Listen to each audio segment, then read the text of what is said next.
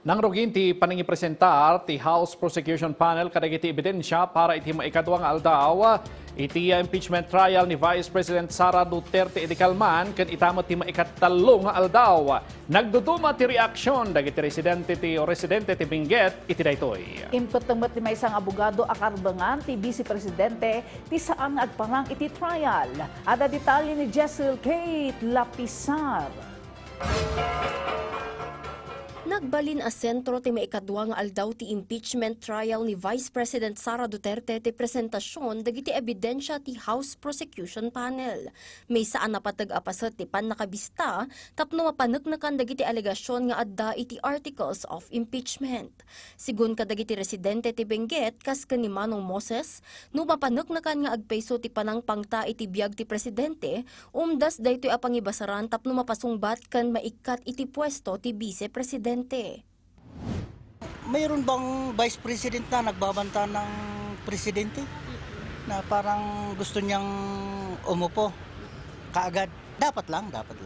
Kasi may Vice President naman na hindi nagtatrabaho. Sabi nila nagtatrabaho. Parang unfair yata yun sa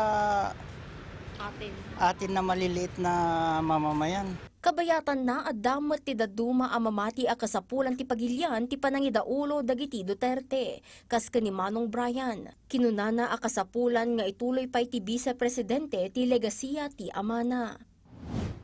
Ang mabalin nga kat gami na ni tatang na idi ma'am ket adumat naramida na idi. Dapat ma'am kumaket ang sublime ti pinakaidi nga kwa. Tano masabali ang ti mamamayan tayo nga mabutang manan. Sigunmat iti may sa constitutional law expert, nakapokus ti maikadwa nga aldaw ti trial ti panangiparang kadagiti dokumento ken testimonya a pangibasaran ti impeachment court iti panagdesisyon no adda ti umdas nga ebidensya kontra iti Vice Presidente. Mainaig iti panagpangta iti biag ni President Ferdinand Marcos Jr. kinunana nga adda iti House Prosecution ti Rubeng amang paneknek kadagiti alegasyon a posible amang bukal iti impeachable offense. Kinunana pay a posible a maibilang kas high crime daytoy ngem kasapulan a masuportaran daytoy iti napigsa nga ebidensya. Kailangan iugnay pa rin ng prosecution kung meron nga bang nakausap na assassin ang Vice Presidente.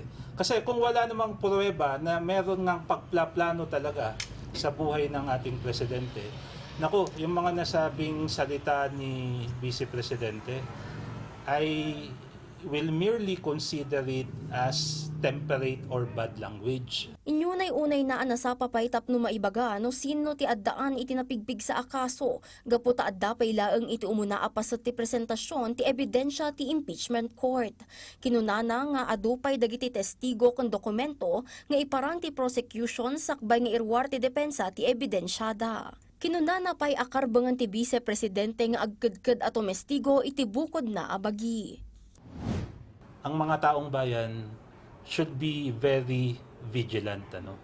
Kasi isang aspeto ng due process na importanteng kailangan nating i-monitor yung sinasabing cold neutrality of an impartial judge. This is a political activity in essence. Yung mga senador judges natin, definitely may political alignment na yung mga yan. Pero nanumpa sila bilang jurors sa kaso na to and they should act impartially.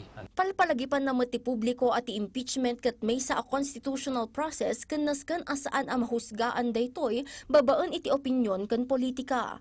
Kinunana anasken ati desisyon ti Senado ket maibasar kadagiti ebidensya ken iti naituding a proseso ti konstitusyon. Makitkita na met a posible a masubok ti kasapulan a bilang tapno makaipaay ti hatol iti Vice Presidente nang runa tatalo kadagiti senador ti saan a makapasat iti trial. Jezreel Kate Lapizar para iti Pagilian.